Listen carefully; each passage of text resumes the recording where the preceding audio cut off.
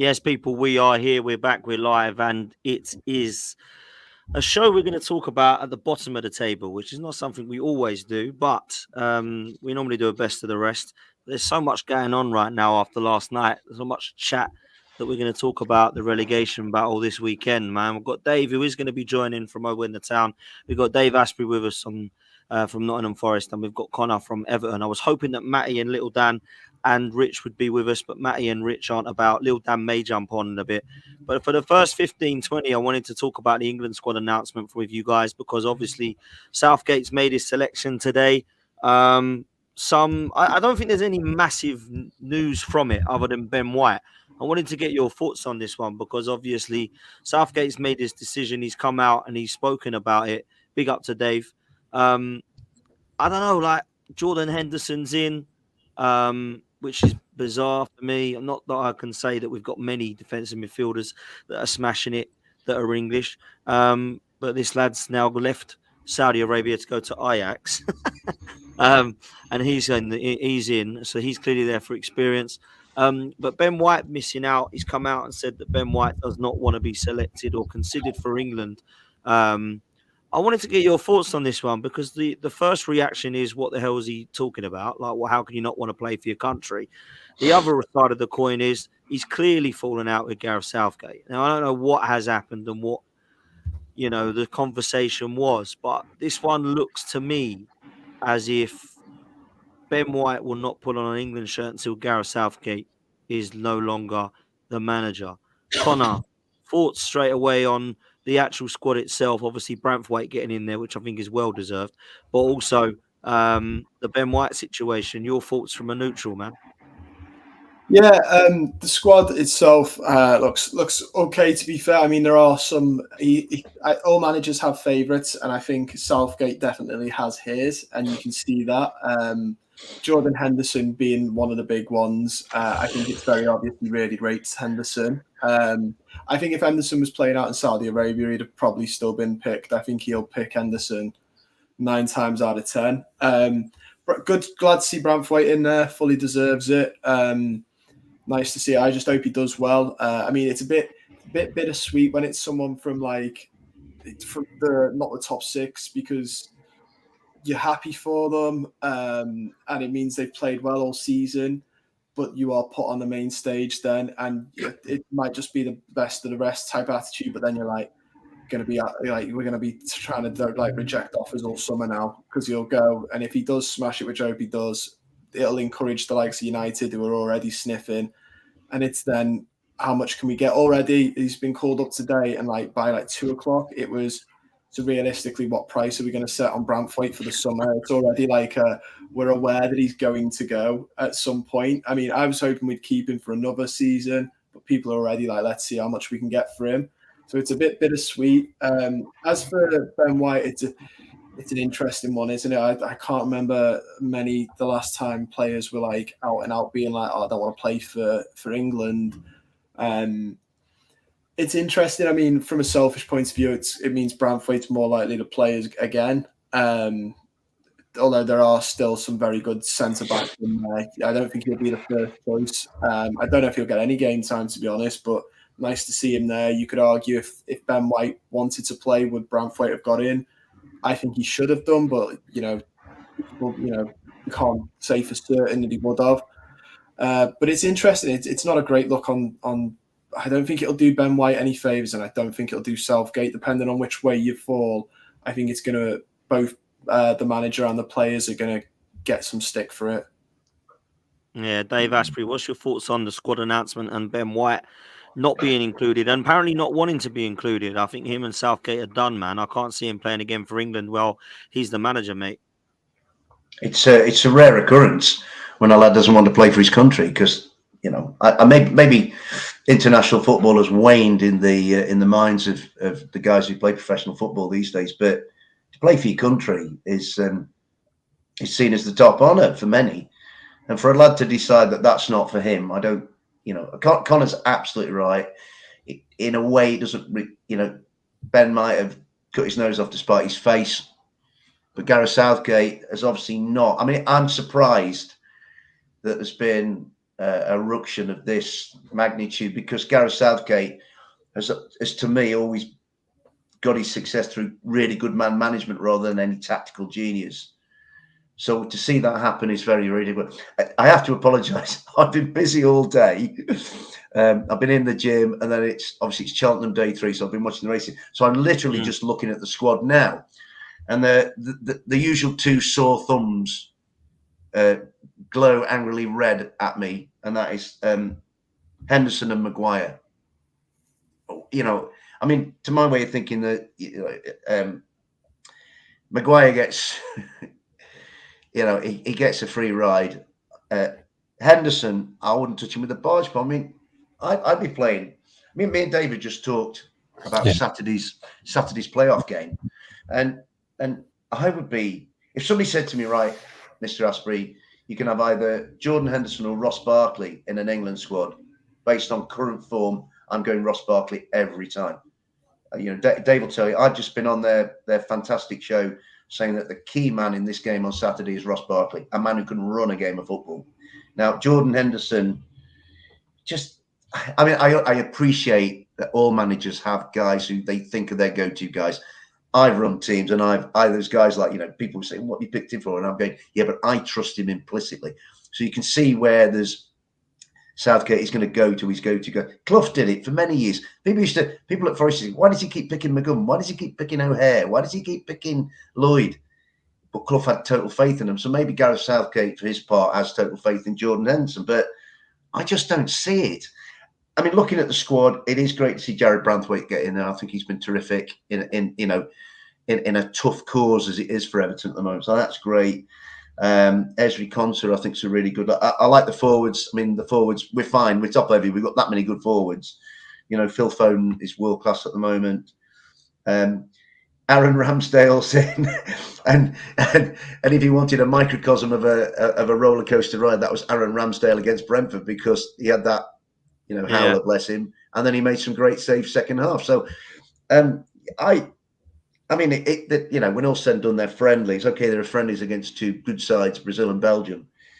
But, you know, apart from Maguire and Henderson, and you know, it sounds like I'm singling people out, but, you know, I'd put Kobbie Mainoo in instead of Henderson. You know, put somebody like that. And I'm sure there are better, you know, guys than Harry Maguire going about at the moment. So, yeah, it's all very Southgate, isn't it? It is very Southgate. I think Kobbie Mainoo and Max Kilman probably do better than. Yeah, that's a good shout. Yeah, Max Kilman. Yeah, Kilman's been really good for Wolves, man, for a long time now. He has, mate. Yeah, he has. He's getting overlooked. Goes under the radar, Dan, doesn't he? Don't get it. Makes no sense to me. It's not like this guy's had a flash in the pan. He's been consistent for about 3 seasons. Yeah, and Wolves are having a good season. You know, like, no disrespect, like Connor, like I like Branthwaite a lot, but Everton aren't like putting up trees. Wolves are the ones that are surprising at the moment. So I'm surprised that he's not gone for someone like Kilman, because he's been great. I know, but Harry Maguire again is his bloody favourite, man. Like, he will play in the Euros, and he'll play every minute, Harry Maguire, alongside Stones. That is what's going to happen. You know, and Jordan Henderson, I understand why the position is needed in terms of him ahead of a Barkley, because Barkley's a lot more forward thinking than Jordan Henderson. But at the same time, like, Jordan Henderson, really? Like, is that the best we've got other than Rice? Like, Calvin Phillips is obviously not having a great time at West Ham. He's the other option. But Kobbie Mainoo's a great shout, man, from Man United, because he has been that kind of box-to-box. Really good lad. Really good lad. Great. So, you know, it's the only thing out of Man United at the moment that's actually been all right, to be honest. So, there we go. That's where I'm at. Dave, welcome, mate. England squad. We'll get on to Luton in a minute. Don't worry. Yeah, England. Talk England. Don't talk about Luton. Talk England. What did you make of the squad announcement, bro? Well, it's probably just to be expected, as we've already said. You know, you talk about Ross Barkley being coveted by some people, by the press. Is he good enough? When you compare his stats to Jordan Henderson, it is much more games played, much more minutes played. I mean, I don't think Henderson's played next to no minutes this year or this season. Yeah, he gets a nod on friendly terms. Maguire hasn't been his best for a long time, but he's not going to be replaced. But we still got a chance with this squad, haven't we? And I think, you know, it's a decent squad. I don't really have that too many problems with it, if I'm honest. The the whole situation is he'll pick who he thinks is the best for the team. He hasn't picked any Luton players. So there's a surprise. He never does. Obviously, now we're Premier League. But I'm just looking down it like Dave did earlier, and I'm looking down it thinking, well, actually, Tony's in. He deserves a shot. But he hasn't played much this year, has he? But he's scoring goals. Maguire, I don't understand. I don't understand Maguire. There's got to be better centre backs than him around. But the rest of them are fairly, you fairly expect to see them in there at this point, and you would expect to see them because they're all top class players. For me, with the exception of Jordan Henderson, because I don't think he's in the right league to take part in it. He was over in Saudi Arabia, wasn't he, for a bit, and then he's gone to Ajax, and no. So I do this every time when England's come out because I want England to do well. I look at the squad and think we can do well, and then we go and we don't do well, and that winds me up a lot. No, Apparently, sorry, Dave. 1 sec. Apparently, Kudus has run the length of the pitch and scored for West Ham. I haven't seen it, but apparently it's an absolute banger. So make sure you go watch it. They're now 4-0 up against Freiburg, West Ham. They've absolutely battered them big time. I look at this England team. Sorry, Dave, just 1 sec. I look at this England team, and I see in a first 11, I see probably 4 or 5 players that would be considered one of the best in the world in their position. Obviously, Harry Kane, Phil Foden, Jude Bellingham, Bukayo Saka, Rice. When he's on fire, John Stones. When he's on fire, Trent Alexander-Arnold. That's 7. I don't think we've got any excuses not to get to the final. And do you know what? I'll be safe. Fair play. If we lose to France on penalties in the final, that can happen. Flip of a coin, right? But anything other than that, we get dumped out to Sweden or we get dumped out to Norway. I'm going to be. Hang on a minute. What's happening here? This is enough. It's enough now for me with Southgate. He hasn't been able to get us across the line with the best England squad we've had in a long time. If he can't do it now with all the players he's got on fire at the same time, when is he ever going to do it? It's a fair point. I was just going to come back looking at Maguire or to you. When is Guehi fit? Because for me, my back two going into those finals are John Stones and Mark Guehi. Those are my back two. When Guehi's back, but Guehi gets in for me as well in the squad. Definitely. Yeah. You can debate who's going to start alongside John Stones. We all know it's going to be Harry Maguire, but if we were picking it would be different. I think the goalkeeper's done because Ramsdale's not playing enough, so Pickford's obviously there. I think when fit, it will be interesting to see who he plays at right back, because for me, it would be Trent all day long, but he'll probably play Walker or Trippier if he's fit, Luke Shaw will play at left back if he's fit. He's hardly played all season, Maguire hardly kicked a ball. He'll play next to John Stones, another one who's hardly kicked a ball, to be fair to him, although I do rate him. I think the midfield and forward line picks itself for me. Rice, Bellingham and Foden are absolute starters for me. Saka plays on the right, Kane up top. Depends what you do on the left. You can do one or two things. You can put Foden out wide on the left and put Maddison in the middle, who I think would be quality. Or if you want to put Foden in the middle, running the show, then obviously you've got to decide who you're going to pick, Sterling or Rashford, really, I think, or Grealish. But listen, there's enough quality in this side, man, going forward. I ain't taking any more excuses about England getting dumped out, that's for sure. Sorry, Dave, you were going to come in. Well, I was going to say that, we might have world-class players, but I don't think we have a world-class manager. And I think that's our issue. And, in the past, we've been in competitions where he had to make changes, and he should have made changes earlier, and he should have done things earlier and maybe tactically changed things earlier. And he hasn't done that. Playing against Italy, I don't know how we didn't win that game, and we just backed off. He's made, and I think we can have the players there, but tactically, I question if Southgate's good enough to get us there and through. I mean, I hope amongst all hopes he does, because I'm running out of time in my life and competitions to see. I was alive when they won the World Cup, and yeah, and if you base your life cycles on those competitions, I haven't got many left to see. Hey, I'm older than you. I'm 60 on Sunday. You know what I mean? I'm never likely to see it. but is he a world-class manager? Like you say, he picks his favourites some of the time, And I just feel, it is a good squad. We've got some really, really world-class players. And could they be let down by the coaching staff and the management team by not being tactically right? And that's what worries me when you watch England in a tournament. And I really want England to do well. I definitely want them to win something before I pop the clogs. And they better go on and do it really bloody quick. That's all I can say. Listen, I'm with you, man. I'm with you. I agree with Mark. I think with everyone fit, surely this is the best squad available since the World Cup, or since we won the World Cup. Sorry, better manager would get England a cup. I think a better manager would have won something with England already. I can't lie. I think when we got knocked out to Croatia in the semis, should have got over the line. He shit the bed. Then he did the same in the final against Italy when we went 1-0 up, and he said defend, defend, defend when we didn't need to do that. And against France, I mean, to be fair, like. We couldn't have done much. It was a top quality side, but his substitutions were bizarre. You know, I'm not saying this because I'm a gooner. Our best player on the night was Saka, and he took him off. That was an absolute disgrace for me. And he brought Jack Grealish on with 30 seconds to kick the ball. I mean, I would have just gone and sat back down if that was me. I'd have said, "No, you're all right, Gareth. Like, I'm all right. Cheers. I'll just wait till the next tournament." Like, I don't know. I just don't think the guy has got. I'm with Dave. I don't think he's good enough. I don't think we will win it because I just don't think he's good enough.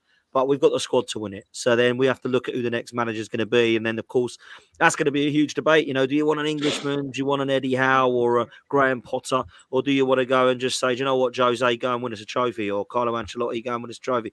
Yeah, I think we've tried it all in my lifetime. We've definitely tried it on in the gents below me's lifetime. I think we need to be real serious about where we're going. You know, well, you know, you are gents. I do think there's definitely a question to be asked after this tournament. Listen, he might go if we win it or lose it. It might be his last tournament, whatever. I think he does, Dan. I think this is Gareth's last shout this year. I think, you know, if he loses it, he'll be pushed. If he wins it, he'll go anyway, because then there are no more worlds for him to conquer, if you like, the World Cup. But I think with him, I think he's a genuinely lovely fella. Let's you know, whether he's a world-class manager or not, and I'm not sure he is, he's a really decent human being. And I think he's been an excellent representative, you know, in his conduct and his dignity. And you know, remember when he took over, we just lost to Iceland and Hodgson, and we were. So to me, that is the worst result in our history, right? And that was an utter shambles that night. So he he took us from there to where we are now. But I just think that I think some of the stuff that's been said in the media has begun to become a bit painful. You know, yeah, it goes with the territory, but then does it have to go with the territory? And I think at the end of this tournament, come what may, wherever, if England win it or England don't win it, I think that's him done as England manager, and I think it'll be on his terms. He's the most successful manager since Alf Ramsey as well, isn't he? So, you know, it's the only other one apart from Sir Alf to get us to a final. You know, a semi-final and a quarter-final. So we all think Bobby Robson, wonderful. You know, we have like really good memories of Terry Venables. Yeah. But this guy, whether you like it or not, has done better than they did. Yeah, although Bobby Robson was a hero, wasn't he? And that's the difference. Lovely man. I think that's the difference. I don't think Gareth Southgate commands the same respect that those people had. And you know, and also a different era of time where we've all got social media. You can all make your comments. You know, you can slag someone off down the pub after a game, and you generally do when you see England perform badly. Before social media existed, now everyone's got an opinion, including us four.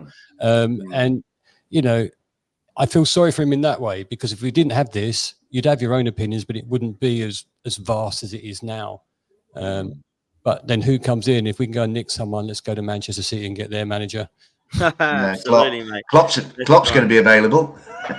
Yeah, take him as well. Any of those two. Let's be real. Listen, I am very privileged at the moment because I'm looking down at the other 19 teams, and I never ever want to put any of them down. But actually, I'm not going to come to Luton first because I know, Connor, you don't have long. But I'm not going to slate your team, but on the ball, it's poor, bruv. Like, off the ball, I don't mind it. I understand what Dyche is doing, but I watched it against Man United, and Man United are poor, by the way. Man United weren't even amazing against Everton, in my opinion, right? But on the ball, I was like, Everton, come on, do something. And it was just all awful, mate. It was just slicing it, smashing it over, like no all like, you know, when you get like a rush to the head, rush of blood to the head. I'll get right in a minute. That was what it was like every time Everton got the ball. I thought, what is going on here? Just calm down. This is not Old Trafford Man United of 2008. Like, you have got to actually be able to look at that and go, I've got a chance of beating these here. And I look at Everton, and I know what happened last night. You must have liked as an Everton fan, but I look at it and I think, surely Everton with the 10 points deduction should be a lot safer now with how they would be. Like, this is a team that should be 13th or something by now, but they're not playing like it, Connor. I don't know. Maybe that's me being harsh. I just have to be honest when I look at football, and I just think on the ball, Everton have got to improve, mate. They really have. No, yeah, it's the issue that we've had for like the last. We're a long. I can't remember the exact amount, but it's been a long time since we've won. And like the chances are there. The XG's high, but I mean, you need to get them in the back of the net. United was a really poor game. I think sometimes watching us is a bit like watching a foosball game. It is just hitting it forward, and like. I think as well, some of the players we have need to be switched. I don't think Harrison being left-footed on the right is doing us any help, because every time he goes to cut insides across the ball, he slows everything down for us. We saw it with Beto getting a goal against West Ham. It came off a James Garner cross, who's right-footed from the right-hand side. If you're going to have the likes of Calvert-Lewin and Beto in your team, who are big lads with an aerial presence, you've got to be playing to their favours, and having wingers with their weak foot, playing on their weaker foot isn't going to do that, because there's no first-time crosses coming in. And we're playing Ben Godfrey behind him, who's not going to overlap. So you're even more stranded there in the fact your fullback's not going to get up the field and cross. So it is tough. It's tough out here. I mean, the XG looks good, but I was saying this to a mate the other day. A lot of it is set pieces, corners, free kicks. We need to see more non-set piece XG, better quality chances there. But ultimately, it's tough. But I think United. I think we cacked our pants, to be honest. The penalties were penalties as well. I'd seen some of our fans contesting, was it a penalty? More the Tarkowski one, and it was. He's kicked his leg. It's the modern game. Garnacho knows what he's doing, but Tarkowski should know better. He's kicked his leg, and he knows straight away it's a penalty. So I'm not having people go, is it a pen? Like, it obviously is. Don't be silly. Sort of grow up a bit with that. But yeah, I think we just got to Old Trafford. We've got a bad record there, and classic Everton, we absolutely cacked it, because we were like, it's United. That doesn't, irrelevant that they've not been as good as they have been to Everton. The mentality was, oh, it's United, and we've cacked it, which is a shame, because, like you said, they've not been hitting what the wonders that they were back in 2008. And I think we had a good quality chances to win, sort of get us back in the game, but I think once the second penalty went in as well, I think we also just folded in on ourselves of, that's that done then. Let's, see it off, try not to get battered, and we'll move to Bournemouth in 3 weeks' time. So yeah, it's really annoying. Shout out to Jordan Pickford though, because his save for Fernandez's free kick. Yeah. Really, really good save. That's probably the only positive I am taking from the game. It's mad. I actually watched the game, and I had in our Race for Europe I was chatting to Dan, and I was trying to wind him up about Man United having to get lucky penalties against Everton. Obviously, I didn't mean it, but I think with it, I spoke about Jordan Pickford because he's a goalkeeper that I've never really made my mind up, and he's not getting any younger now. Do you know what I mean? He's not like he's a 22-year-old goalkeeper anymore, and I've seen him for what feels like forever. And I've never been convinced that he could go and do it at the elite level. And I don't know if that's harsh on me, whether Everton suits him, whether if he did go to a Man United or a Chelsea, who are both looking for goalkeepers, it seems, that he would be able to make it there, Connor. I wanted to get your thoughts on that. Obviously, England's number one as well. I mean, I don't know, because he does it on the international stage. He always shows up for England, I think, personally. So I guess, and we're talking, Euros and World Cups. They're very, very big. So I guess from that aspect, I'd be like, oh no, he can. But I do feel like it's took him a while to get here, where we're in a good spot with him. I think Everton fans have enjoyed him for the last 3 years. I think he's kept us up the last 2 seasons. I do. The early years were tough, and we have had to stick by him through quite a lot of erratic behaviour. And he'd said that he'd spoken to a sports psychologist who got his head in a better place because he was not just the Origi goal, but he was like offering Newcastle fans, and then would absolutely fold against Newcastle because he's Sunderland, and it'd get in his head, and we'd end up losing to them. His decision making. I mean, it's not perfect now. His kicking is praised for, but if you watch our games a lot of the time, it could be better. He waits and waits and waits and then boots it out. Whereas if he hits it first time, it's fantastic. It normally goes straight to his man. But he has this really bad habit that he's had for a couple of years now, but fans are starting to get on his back about it, where he'll wait till he's being closed down, take a touch, wait, and then he'll panic and boot it out. Don't know why he does it. Don't know who's told him to do it. I watched him the other day. I can't remember the game it was, but he'd gone into half time and he stopped doing it after that. So I think he'd done it like 3 times just before half time. Convinced Dyche said to him, "Why are you doing that? Pack it in." I think he could do it at an elite. I mean, I don't know. The only thing that would go against it is the mentality. Like I said, he's done it on the grand international stages. But I think when you play for like a United, and we've seen other players do it, or a Man City, the fan bases are different. Ours isn't. I'm not going to big ours up. Ours can be a horrible place at times, like most fan bases can be, at times. But I think because they're bigger and more global, there's more of the bad side of it because just the numbers are bigger and there's more of a pressure. So that'd be the only asterisk is, could he handle the pressure, which I personally can't answer. It's only him that thinks he could really answer that. But that'd be the only one, is can you handle the pressure of such a big club, such a big fan base? And United fan base, I tend to find, because they've enjoyed so many good years and now aren't, are a bit less patient.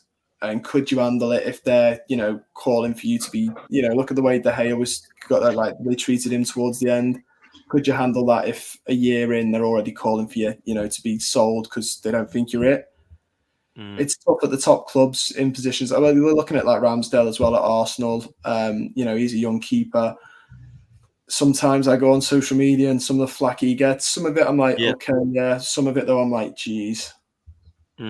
Yeah, absolutely, mate. A big club comes with a lot of pressure, and playing for Brentford is different to playing to Arsenal. And David Raya is now only just starting to prove his worth, because he had a terrible start. Everyone was on his back. Oh, what the hell have they bought here? This guy ain't going to make it. And I think Pickford would have the same there, man. Listen, I know you've got to shoot, but I've got to ask you quickly before you do go, and I speak to these 2 gentlemen below me. What do you look at last night, looking at that result? Is that like Everton? Are you confident? What's going on with this? I mean, it helps. It massively helps. It does. But I mean, we've still got to win our games. We've still got to win ours. We've got Bournemouth when we come back in 3 weeks. So, I was going to say, Dave will be hoping for the same thing I was yesterday.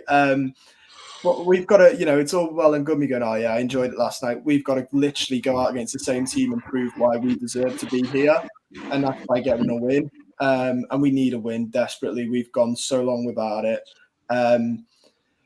But yeah, I mean, it helped. Of course, it helps. And I'll be looking at Forest and Luton when they play. I mean, a draw would probably do Everton the best there, really. So I'll be hoping for a draw for you both.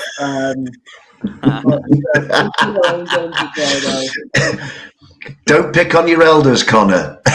Mind you, Connor, it's almost like you're getting Dave back for those scathing attacks of a few weeks ago, mate. The Gregory grind, he's getting ground down himself now. Honestly, Connor, go for it, man, because I did give it to you. But it's in our hands as well. We can't. I know we're a couple of points ahead of you, but a couple of points ahead of Luton. I think we're only a couple ahead of Forest. But we have got to win our games. We can't just coast on the hope that both of your teams don't win a game now for the rest of the season, because that's not going to happen. I said it when Luton were 3-0 up. I was like, well, they were going to win another game before now and the end of the season. They're always like, obviously it didn't end up that way, but they'll win another game between now and the end of the season. We've just got to make sure we do our job. You can't sit there going, oh, it's all right, the teams below us might just never win a game again. It's not going to happen. No. Yeah, Very listen, true. it's fair, man. Absolutely. Listen, Connor, big up, man. I know you got to shoot off in 5 minutes or so. So you go, mate. Thank you so much for jumping on, bro. Do appreciate your time. And yeah, we'll see you next time, brother. No worries. Been a pleasure. Cheers, guys. Always a pleasure, Take care, man. Connor. Take it Great easy, to hear from Connor. you, mate. Yeah, man. What a lovely lad he Absolutely. is, isn't he? He is a great lad. Listen, I know some of you are probably going to turn over in a minute and watch EastEnders, but there are two lads I know that there are two lads I know that will probably get some acting careers coming very, very soon. Yes, judges. Hello, Dan. How you doing? You What are you all up to, bro? I'm actually watching the football, mate. This Surfshark VPN is a lifesaver, mate. You can watch the football with a dodgy Wi-Fi, even at the Emirates when you've got a big crowd there and everything like that, watching the football. Unbelievable. Easy to set up? Well, it must be if you've done it, mate. Ah, very, very funny. Even abroad you can watch all your favourite programmes. It's like being at home, mate. And that's exactly what you guys can do too. Click the link in the description for Surfshark VPN. There you go, man. Make sure you listen to myself and Lee Judges. Surfshark VPN, people. Click the link in the comments. It's pinned in the comments. And all you got to do is click the link and go and get it set up. So please make sure you do that. And top draw. Give that man an Oscar now. All right, get him an Oscar now, mate. Top draw, Judges. Don't phone us, Great we'll bloke. phone you, Judges. That's what they said. That's for sure. Make sure you do that, please, people. Make sure you go take a clip in the click a link in the description, should I say, or in the comments. It's pinned, so make sure you do that. Dave, excuse me. I know you don't want to talk about it, but last night, You talking to me now or Dave? well, both of you. In fact, both of you. No, I don't really want to talk about it either. I was on the show last night with the lads. This is London boys, and I said Luton are winning 2-0 at home away to Bournemouth. Yeah. And they're like, "You're joking." I said, "Yeah, man." I said, "That's them. They're up, mate. They're up. That's them. They're going to stay up now." And within probably an hour, I was like, "No, they're going back down again." I was like, "What is happening here?" Like, honestly, I could not believe it, Dave. I honestly could not believe that. You couldn't 3-0 up. believe it. You couldn't believe it. I was there and I couldn't bloody well believe it. I can tell you that, mate. What happened, bro? What actually happened, man? I'll tell you what happened. Look, there are going to be a million excuses I could use. And one of them is that, our squad is depleted. We had academy players on our bench last night. We played our brand new £2 million right wing back in the left centre of midfield. We were a patchwork team last night. And then, Bournemouth had their chances in the first half. And, they were unlucky not to score, but we just took our chance. We scored 3 brilliant goals, and at 45 plus 1 minute, you're thinking 3-0 up, we can't lose from here. And I've just said to Dave earlier that I remember Luton losing from that position twice, or not winning from that position twice. We lost to Wrexham 4-3 after being 3-0 up, and we drew with Swansea after a 3-0 up. So I wasn't entirely. It's a really silly thing to think. I was thinking we're not going to mug this up. But the second half, it was just like consistently. You sit yourself there, defend for 15 minutes, don't let them in, then the game's done. And within 15 minutes, it was 3-3, and it was just constant. They knew that Hashi wasn't playing well. They was playing the ball down our left-hand side. He was getting done all of the time. And fair play, they took their chances. And then you're just thinking, well, the inevitable will happen. They will score a fourth. Ross Barkley missed by Gascoigne's toenail, I think, almost for a 4-3. And then, the sucker punch at 83 minutes. And it's the most devastated I've been at a game this season. Look, I know I've been very optimistic about Luton staying up. I'm still sort of a little bit, but it's sort of waning a bit. I've only think we've been outclassed a couple of times. And last night, we should have put that to bed. And it is just so sad that for me, because at one point, and again, I've already mentioned this with Dave, at one point, I was thinking, if Forest get deducted 6 points, we're 9 points in front of them. We're done. We're safe, because it's going to take a hell of a journey to get that back. Now, if we don't get results Saturday, what's going to happen is we'll only be 3 points, or we'll be behind them, or even if we are, with a points deduction, 6 points behind them, in front of them, sorry, we've got Manchester City, Arsenal and Tottenham to play in the next few weeks. that could potentially mean that Nottingham Forest make that up instantly, and then it's a fight between the two of us, or maybe the three of us, or if Brentford continue in the way they are, maybe Brentford as well. So the big disappointment for me was the manner of the defeat, not the defeat itself. When you're 3-0 up, you shouldn't lose. You really shouldn't lose, and it's really frustrating that we've allowed that to happen. But if we'd have lost, if we'd have lost on one of those, up and down battles, 1-0, 2-1s, 3-2s, 3-alls, I would have taken that. If we'd have lost 1-0, I'd have gone home and think, we only got to beat Nottingham Forest on Saturday. It's the fact that we were 3-0 up and we capitulated in the second half so badly that it was embarrassing to watch at times. And if you watch Bournemouth, were just one wave after another. We didn't have a look in that second half. Maybe one good chance that Ross Barkley should have scored. Very, very, very frustrating for me. Very frustrating. And I'm still not over it. And if I could have got away with not coming on tonight, I would have done that. I must admit, he didn't look fun, and I tell you, I wouldn't be either. What did you make, Dave, quickly on the Jason Cundy and Jamie? I don't know if you heard it. On Jason Cundy, yeah, like they were real. Like I know they do it on bit for camera because they want to argue with each other all the time, but I thought it was a bit extreme on both cases, really. Like, I understand what Jamie O'Hara is saying. I actually agreed with him for once, which I never do, because they're both a donut. But he was sort of saying, when you're 3-0 up, if you get concede one, you think, calm down, lads. Let's keep it simple. Let's get another one at the back if we're getting struggling. But actually go and concede 4 was a madness. But I thought Jason Cundy was a little bit disrespectful, if I'm honest. Generally he spelt his surname wrong, hasn't he, for that? But yeah, yes. Honestly, I couldn't believe I was hearing. Very disrespectful. He was absolutely reveling in it, to be fair. Look, I agree. We should have shut up shop. And, you sit there and you can take all the crap from anyone who says, you're rubbish. I get that because you're reading up to it.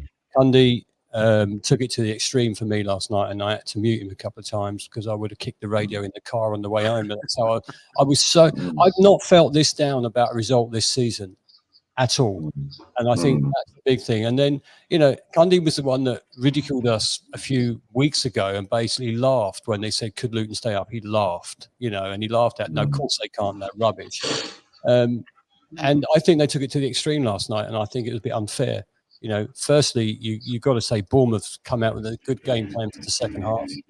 They went at us and they did what they had to do. You were right, though. Listen, after we went 1-0 down, as a Luton fan, sitting in the terrace because the bloody stewards made us sit down, you knew it was coming. You just knew, because you just watched you could watch the heads of our players, and they all shrunk down. And for me, that was the biggest telltale sign that we were going, oh my God. And then the second one went in, and the third one went in, and you could just see it sapping out of them, absolutely sapping out of them. Jason Cundy, if he has got a valid opinion, give it. But, ridiculing is what they do on that channel, isn't it? It's what he's there for, the laughter track and all that sort of crap. He wants you to kick the radio and ring him up and give him some. That's what he wants. Yeah. I mean? So I refuse to do that. Channel is there for. I refuse to do that. That's the radio channel. That's what it does. I refuse to do that. But the disappointment for the whole, I've been absolutely seething all day. I really have. And social media has been going mental, and our own channel's been going mental. And it's literally doing my head in. And I just can't wait for Saturday to see if we can repair that. And I think that's where I've got to look. I've got to look forward rather than back. And I've got to think less about talk sport and anybody else's opinion on my club. Hope that we can pull that forward and take the game to Nottingham Forest on Saturday, which is not going to be easy, given that still we've got so many injuries. And I'm hoping the Conga might get back in the team. Who would have said that, Dan? That I would have said that the Conga is pivotal for our team, and he really is. Chong took a knock last night. Hopefully he gets better. Hashi won't start, not after the performance he had on last night. I would be very surprised if he starts. And I just want, Elijah's not fit. Elijah, these are the big misses we've had in these last few games. I think with our full squad yesterday, we don't lose. With Amari Bell, Gay Bosho, Lukonga, Adebayo, we don't lose that game. But our squad is not, they're not fit enough. Sadly, they're all injured, and we've got to take that. So yeah, Talk Sport, they can do one. They can do one, mate. It was totally over the top, my friend. It was, mate. It was mad. And listen, I've been saying to you for a while that I want Luton to stay up, but I don't see it. That doesn't mean you've got zero chance by any means. But the way that he was going in on you, like, oh, they did all right against Chelsea, lost 3-2, and all this stuff. And it was really like mocking it, like embarrassingly. It was like, hang on a minute, like. By all means, Burnley and Sheffield United can hold that because they've been the shambles. But Luton are the ones that have come up that everyone said were going to go down. Have actually showed some fight. So I just don't know. I think it's mad. But there's a big game at the weekend, apparently. So we're going to talk about that next. I have had to mute your mic, Dave, because Lewis Hamilton was outside revving his engine outside your property while Dave was talking. Sorry about that. Sorry, lads. No, it's fine. But I mean, I've got to come to you, mate. It's a huge, huge weekend for football for yourself and Dave. And obviously, you've been talking about it on When the Town podcast. Yeah. About that afterwards, people. Make sure you go check that out because there's two on there debating it. But I mean, you've got to. Is it good to play Luton when they're down like this, or is it bad because they might be so pissed off? They're like, right, we're not doing that again. Let's go and have it now. I don't know. How do you see this one, Dave? Like, therein lies the tale, Daniel. Who knows? Psychologically, for a neutral looking at this game, and Dave and I and his lovely friend Matara have just been on When the Town, and it's a playoff game. That's what it is, Dan. It's a playoff. For me, it's our biggest game since we beat Huddersfield at Wembley to come up, and I think for Dave, it's Luton's biggest game since they beat Coventry to come up. So there are a lot of parallels, and the two teams. Psychologically, there's so many imponderables with both. I mean, what I would say is that the level of conversation and literacy on When the Town put Mr. Cundy to shame. I mean, there's a man who's made a living by talking on an empty head for most of his life, an utter cretin. Apparently he's finished his first book and he's gonna read another one. It took him 5 years and he's gonna read another one. An absolute moron. I do not listen to TalkSport. Utter moron. If Jason's looking in, mate, I'll teach you to read and write if you want, not a problem.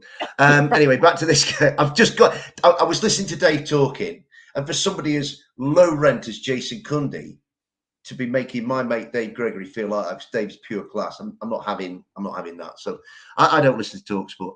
This game of the weekend is colossal, and how did the two teams go at it?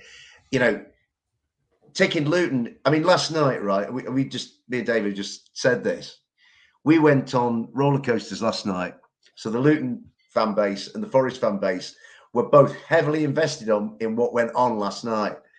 And, you get to half time and I'm like, we're in the bottom three. That's us done. We're going. At a points deduction to this situation as it is now, Forest are history.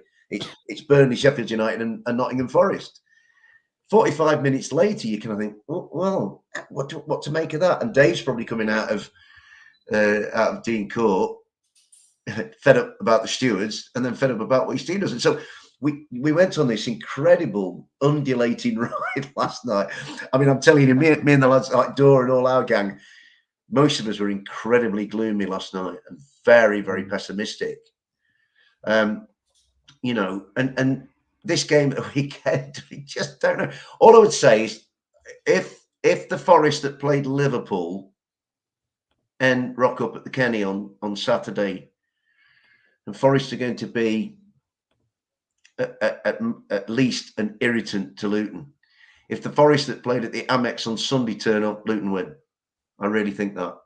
And I'm trying to sort of crystallise it down. I think the most important player in the game is Ross Barkley. He can run a game of football. Nobody at Forest can run a game of football. Ryan Yates is not going to do it. Nicholas Dominguez isn't going to do it. We'd like Ibrahim Sangari to do it, but he just hasn't shown that he can do it yet. Morgan Gibbs-White possibly could be. It could be a Morgan Gibbs-White, Ross Barkley sort of head-to-head, tete-a-tete. I think that might come into it. But what irritated me, Dave was really, really glum last night with for understandable reasons. I still I am, was, mate. yeah, sorry, mate. I'm trying to be sympathetic, but wanting to beat you on Saturday, mate. Forgive me. But Sunday for me, I actually the day at the Amex for me was the first time in a long time I kind of went and I was like, nah. What's the point? Is it really worth it? The away support at the Amex, Dan, was very, very lifeless and limpid. There was some singing. There was some Mull of Kintyre to start with. There was some, Your Ground's Too Big for You, Trouble in the Library, the usual, the greatest hits. And then it sort of petered out. And Forest did very little to engender any feeling of, hostility from us towards Brighton. It was all rather passive. And, Brighton had come off a 4-0 drubbing. And you think, what I wanted to see, Dan, the context for me was Brighton had come off a 4-0 drubbing. I imagine Nottingham Forest would be the angriest team in the country because of what had gone on against Liverpool, where, no bones about it, Forest played really well. And there was all this talk about referees. I'm not for that. Get the job done yourself. Take your chances against Liverpool and win the match. Anthony Elanga, and it's on Nottingham Forest. Never mind Paul Tierney. Referees to me are irrelevant. Whoever the referee is, he gives his decision, you accept it and you move on. Right? And I'm not being holier than that. It's just the way I am. Because if you start moaning about referees, fate and karma take a hand and they come back to bite you. That's what I don't like about that. And I thought, well, we go to the Amex. They'll be that wound up by what happened against Liverpool, the league leaders, who they pretty much went toe-to-toe with. And it was... I tell you what happened, Dan, at the start of that game. We were in the away section at the Amex, which is a lovely ground, by the way. Padded seats and everything, honestly. The kindest my bottom has been treated in Brighton for a long time, to be honest with you. So the way I looked at it was, we were all looking at the substitutes warming up rather than the starting 11. Al Bench had a 1 year on it, Elanga on it, Hudson-Odoi on it, Willy Bolly on it, Ibrahim Sangare on it. And we were thinking, is he going to play the bench or is he going to play the 11? Because what he did, he played Divock Origi, who had a couple of chances. But we wanted to see width and pace, which is what Anthony Elanga and Callum Hudson-Odoi give us. The pair of them were really good against Liverpool, and Nuno didn't pick them. And I think there are a lot of people saying that the jury remains out on Nuno. Right? He wins Saturday against Luton, then that goes some of the way towards him having this rapport with the fans that. Steve Cooper had this rapport with the fans, but Nuno hasn't got it yet. I don't think Nuno's that kind of guy. He's not as touchy-feely tactile as Steve is. He's not a social animal like Steve is so much. Nuno's quite reserved, sort of, like I say, the grumpy PE teacher, really. But there was a lot of questioning of when the team was announced an hour before kickoff in the Amex. We were like, what's he doing? Why has he left them two out? So, again, it all adds to the imponderables. I was very disappointed. Sunday was one of the worst days I've had supporting Nottingham Forest for a long, long time. Mixed with, personal stuff, because it was Mother's Day and it would have been Mum's 87th. So I was really quite glum going to the game. Me and my brothers have swapped messages because it was a tough day for us lads and our family. And then I think I'll go to Brighton, go and follow my football team. And I came out and I was close to tears because Forest really let me down. And we as a collective, a footballing family, if you like, there were a lot of people walking out of the Amex going, we're going to get hammered at Luton next week. Obviously, this was before the events of last night. And so there was a lot of resignation, gloom, a lot of, this isn't great. And I think it says a lot about the Forest supporters that nobody is jumping on what happened to Luton last night.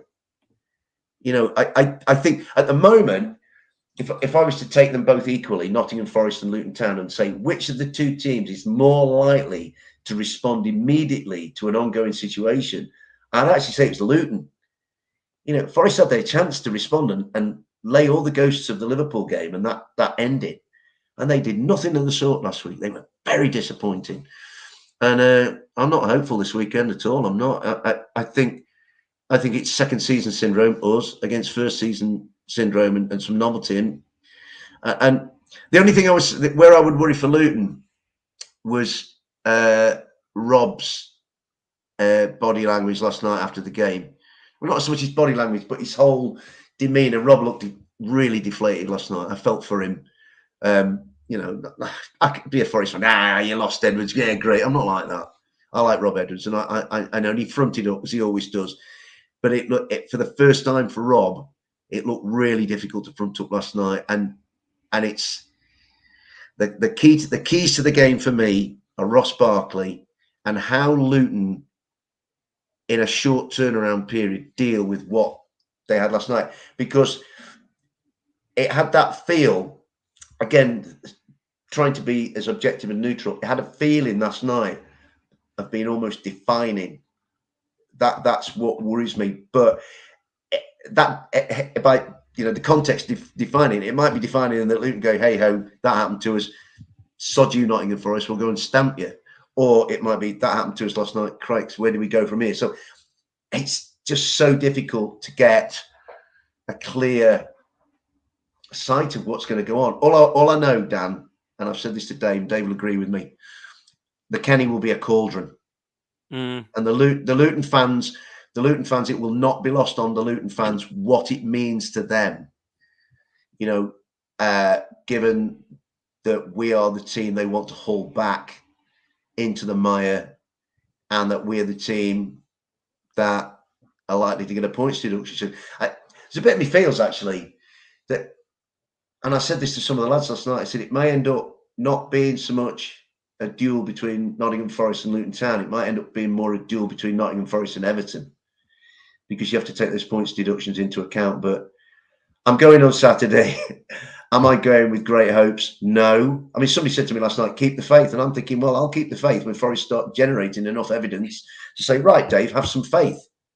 I'm not seeing it at the moment. I kind of saw it against Liverpool. But again, I walked out of Liverpool thinking, play well and find a way to get beat. That's not the way to progress. We wanted to go to Brighton, play awful, and sneak a 1-0 win. I mean, towards the end, Brighton were just playing keep ball, and I thought, we'll never get it back off them. So yeah, it's going to be a tough game Saturday. Home advantage. Home advantage for both of you. Yeah, it is, mate. I mean, Dave, you've got to win, I think. Or maybe you've not got to lose. I don't know how you see it, really. No. For me, it needs to be a win.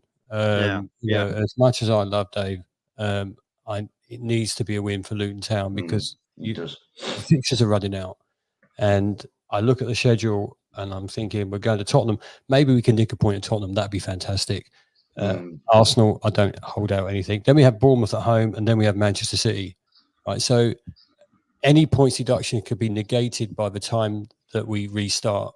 After Nottingham Forest might get and Everton might get those points deduction, but because of the fixtures we've got coming up, I don't see us getting many points from those. What's the chances of us getting any points at Arsenal, Tottenham, and Manchester City? Very, very, very, very slim. It's probably impossible, if I'm honest. So if we don't win Saturday, we must not lose. But the best scenario for Luton Town would be to win, and then we've got Everton at home, we've got Bournemouth at home, and we finish with Fulham at home. So I think you've got to win them 5 home games. Well, we need to win. We need to win all the home games, and we haven't had that run of home games. We haven't had that shock win either yet, Dan. So be careful when we come up to your guys. But, Don't say that, sorry. At the end of the year, I regret that comment when I. I don't know if you will. Trust me, you never know. We will be so Arsenal, wouldn't it, to go and beat Man City at the Etihad and lose to Luton at home? You know what I mean? Please do that, because that would make my day.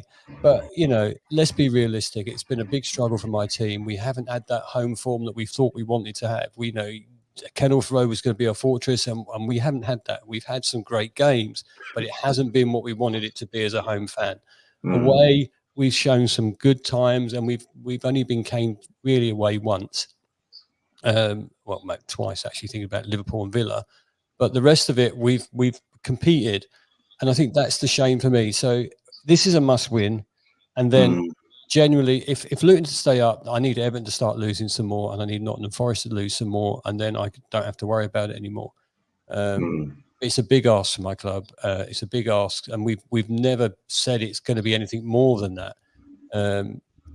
I've just been so enthusiastic all season, as you know. I've loved every second of it, and last night just killed me. And I just got to be realistic. So when I look at the fixtures, which is just here on my right, I'm thinking Forest. That's going to be a game and a half. It was a good game at the City Ground. Yeah, it was. And we stole it in the end. We stole the point in the end because we just kept going. But the rest of them, Arsenal was a good game at home, but you still found a way to win. Tottenham was a good game at home, but they still found a way to win. Manchester City, we just got annihilated by them 6-2. I'm dreading going to their place. And then I'm looking further forward and I'm thinking Brentford, well, then Wolves, and Wolves are going really well. And then West Ham, and I'm just thinking I can't see where any other points are coming from. So if we don't win the home games, starting with Nottingham Forest, then it's bye-bye from us. And we'll see again when we manage to get back here.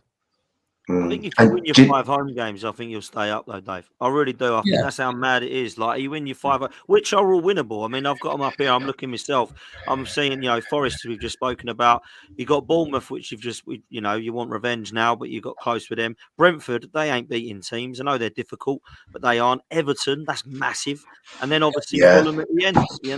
So they're all winnable games. And Fulham, let's be real. At the end, people go, "Oh, Fulham's tough." They got absolutely F all to play for at the end. They're going to be safe, mid-table. They're the sort of games you want at the end of the season, when they've got nothing to play for. So I think you win your home games. You've got to make Kenilworth Road a fortress like you have and just try and get over the line in those home games. Even if it's 1-0 off of Ogbene's arse, it don't matter. You know what I mean? Just get that 3 points. Yeah, I'll be celebrating.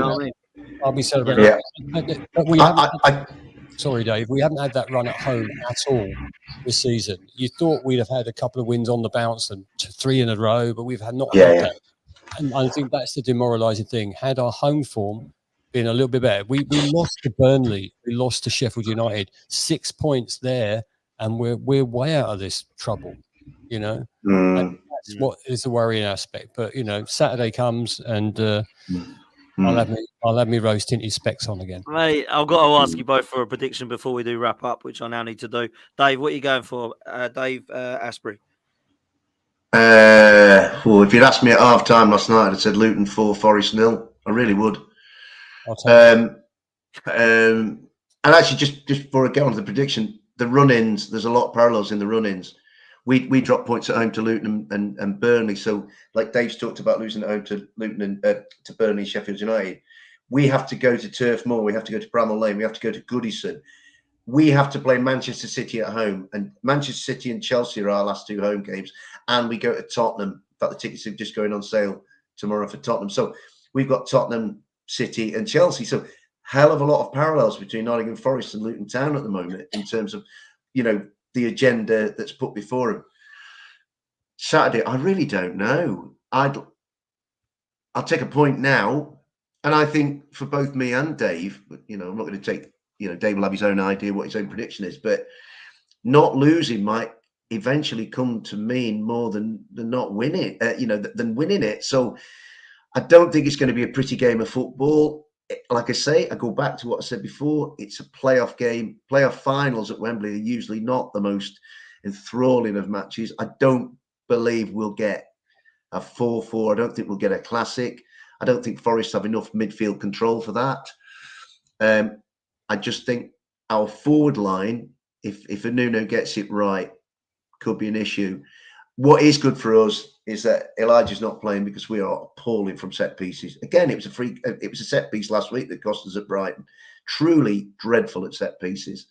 So if Elijah Adebayo's not about, then that is a help. But I'm going to go 0-0, Dad, to be honest. Wow. Dave, what are you saying? I'll be quick.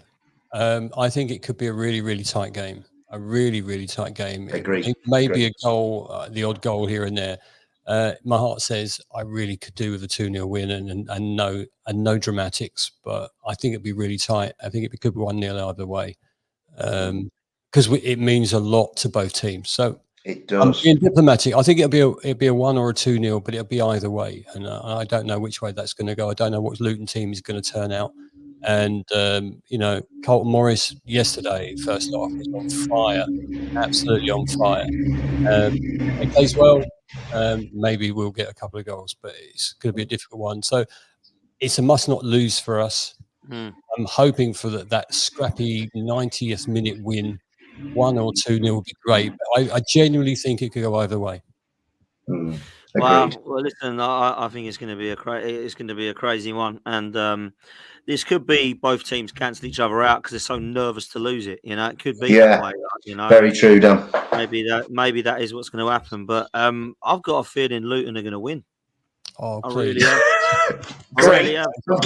I'm glad you said that. I mean, listen, I think Luton have got one or two ways. Heads down, we're down. Oh, this is going to be a thing. I don't think that's going to happen. I think Rob Edwards is going to get him up for it, and I think he knows, and the team know. Whenever Luton have been like sort of kicked properly, and everyone's gone, oh, they're not going to do it. They've always surprised, and I think this could be one of those weekends, man. I really do, and you know, I love. I've got time for Forest, Dave, and time for you, but I just fancy Luton this weekend.